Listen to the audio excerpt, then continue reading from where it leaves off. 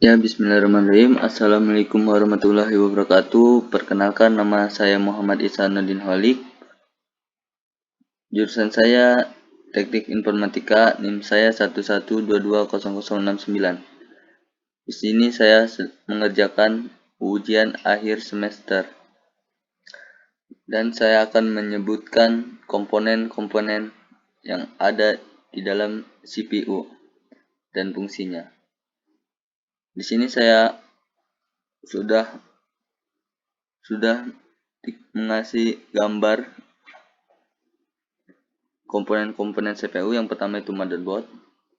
Motherboard ini berfungsi untuk menghubungkan setiap komponen-komponen komputer tersebut agar bisa saling berkomunikasi satu sama lain.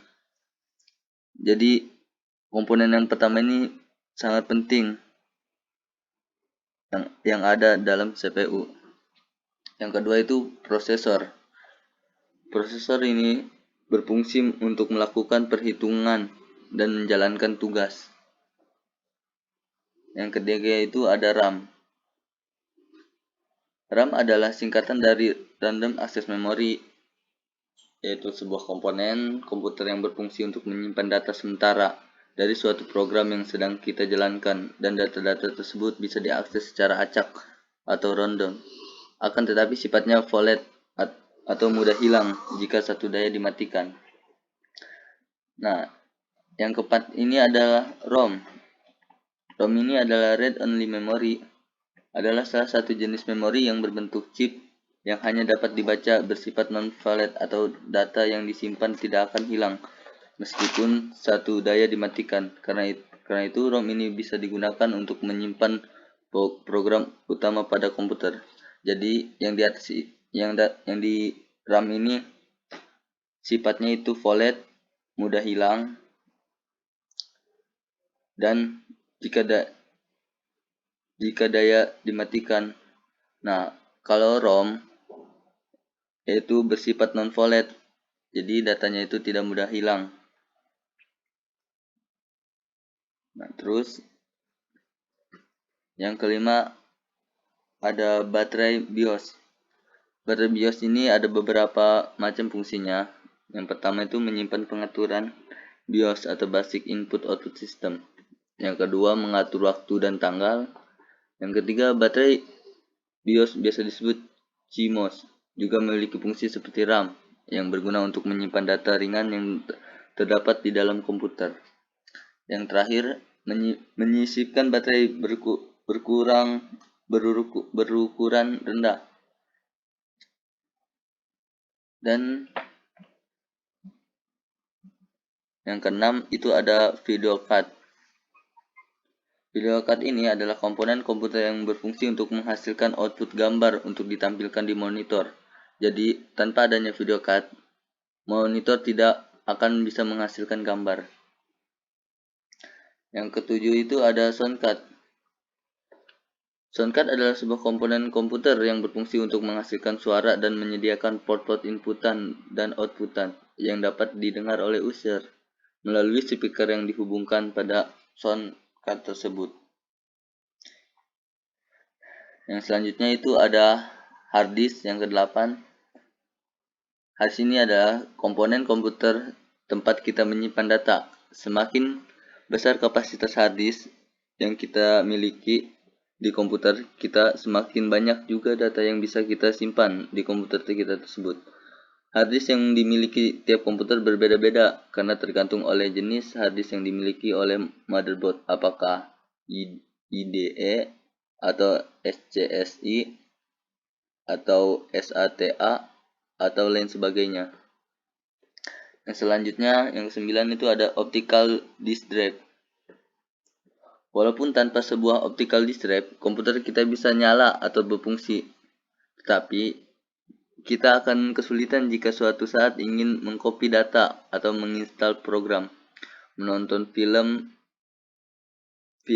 VCD atau DVD yang semuanya tersimpan di dalam drive. Ini bisa berupa CD-ROM atau DVD-ROM atau DVD RW atau juga bisa Blu-ray atau lain sebagainya. Yang ke-10 itu ada Expansion slot. Expansion slot ini memiliki fungsi seperti menambah memori, membuat kualitas suara atau gambar lebih bagus, modem, atau menyambungkan network. Yang ke-11 ini adalah CPU cooler. CPU cooler ini berguna untuk mendinginkan atau melepaskan panas yang dihasilkan oleh CPU ketika melakukan pemrosesan data. Jadi, tanpa CPU cooler, CPU kita mungkin akan panas dan bisa mengakibatkan terjadinya masalah kepada CPU. Terus, yang selanjutnya yaitu power supply. Nah, ini juga sangat penting di dalam komponen CPU. Power supply ini merupakan sebuah perangkat keras yang berfungsi untuk menyuplai tegangan langsung ke komponen dalam casing yang membutuhkan tegangan. Misalnya motherboard, hard disk, kipas, dan lainnya. Yang ke-13 ini ada WLAN. WLAN ini singkatan dari Wireless Local Area Network, tapi berbentuk CAT. Merupakan sebuah kartu yang berfungsi sebagai jembatan dari suatu komputer ke sebuah jaringan komputer.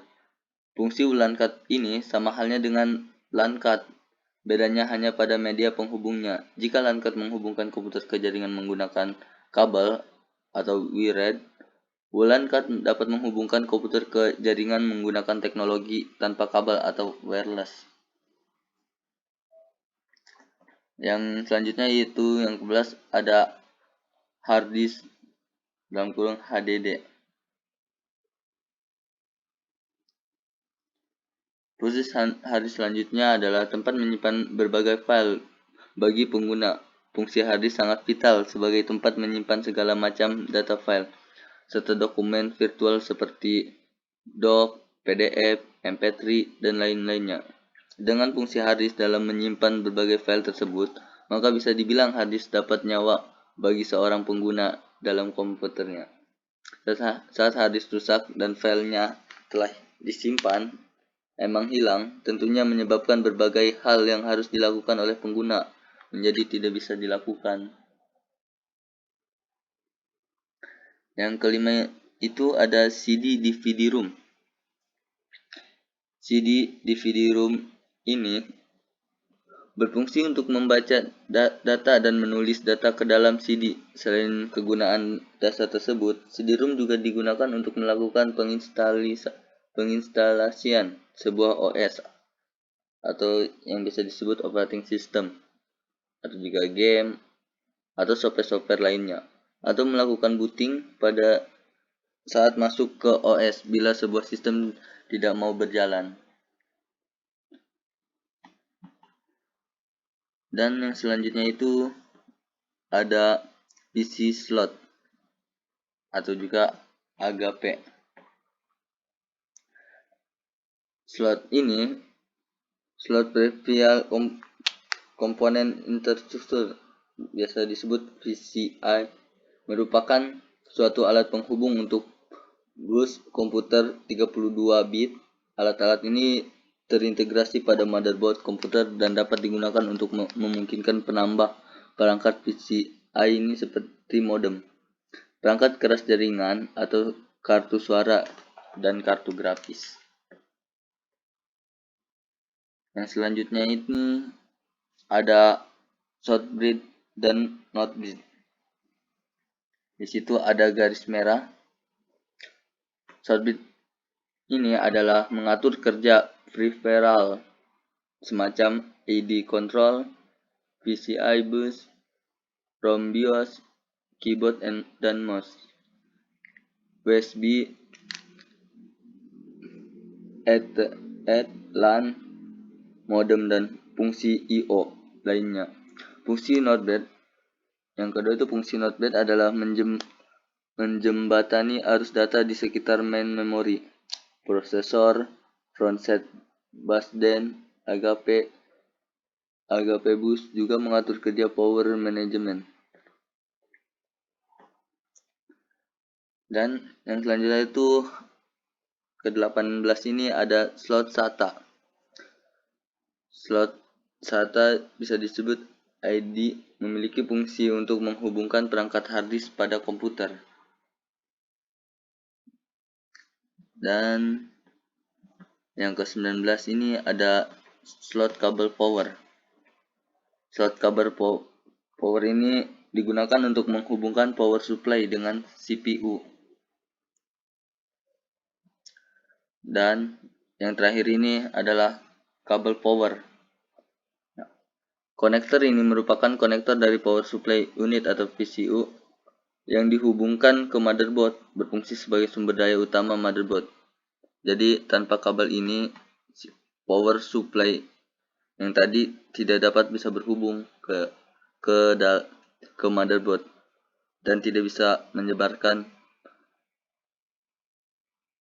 listrik atau daya.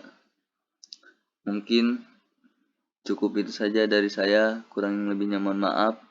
Wassalamualaikum warahmatullahi wabarakatuh.